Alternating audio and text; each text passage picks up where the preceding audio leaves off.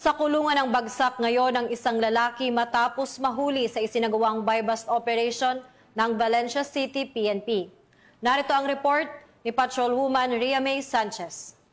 Ang 69,000 halaga ng shabu sa isinagawang buy-bust operation ng Valencia City Police Station, katuwang RPDU 10, PDEA 10, Bukidnon 2nd PMFC at Bukidnon Provincial Intelligence Unit sa Barangay Lumbo, Valencia City, Bukidnon.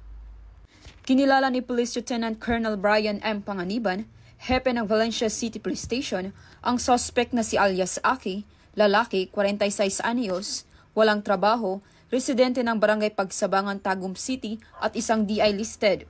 Nakumpiska mula sa suspect ang tinatayang 12 grams ng hinihinalang shabu na may standard drug price na 69,000 pesos at iba pang mga paraphernalia. Maharap ang suspect sa kasong paglabag sa RA 9165 o Comprehensive Dangerous Drugs Act 2002.